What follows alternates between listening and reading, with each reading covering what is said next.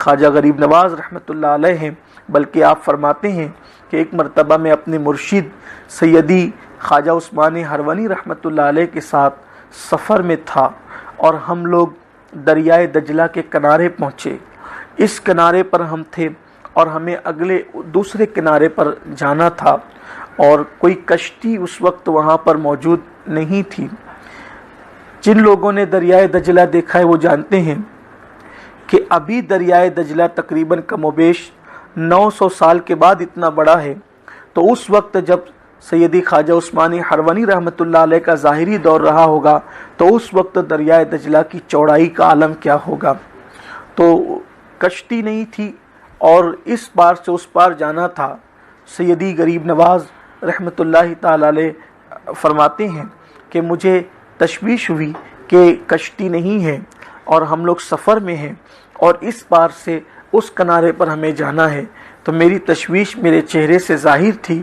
میری طرف مرشد سیدی خواجہ عثمان ہرونی علیہ رحمت و رضوان نے دیکھا اور فرمایا معین آنکھیں بند کر لو۔ تو میں نے آنکھیں بند کی اور انہوں نے میرا ہاتھ پکڑا اور چند ہی لمحوں کے بعد فرمایا کہ آنکھیں کھول دو، تو ہم دریا کے اس پار موجود تھے۔ میں نے عرض کیا کہ حضور ہم دریا کے اس پار آئے کیسے؟ پھر بات قرآن کی آتی ہے۔ سیدی عثمان ہرونی رحمۃ اللہ علیہ سے حضور غریب نواز نے پوچھا کہ ہم تو دجلہ کے اس پار تھے، چند لمحوں میں بغیر کشتی کے آنکھ بند کر کے جب آنکھ کھلی تو ہم دریا کے اس پار کیسے آ گئے؟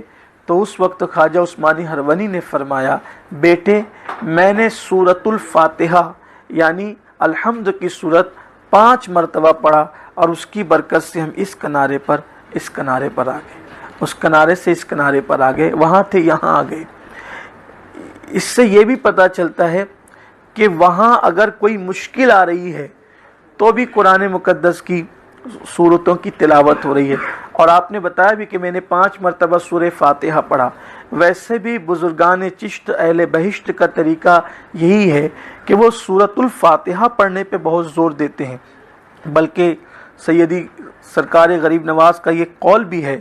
آپ فرماتے ہیں کہ اگر کوئی بندہ بہت لمبی چوڑی دعائیں نہیں کر سکتا اور اس کو دعائیں مانگنے کا شعور اور انداز اور ڈھنگ نہیں آتا تو وہ صرف اپنی حاجتوں کو دل میں رکھ کر 1 مرتبہ سورہ فاتحہ پڑھ لے تو سورہ فاتحہ کی برکت سے اللہ اس کی وہ تمام حاجتیں پوری فرما دیتا ہے وہ جو مانگنا چاہتا تھا۔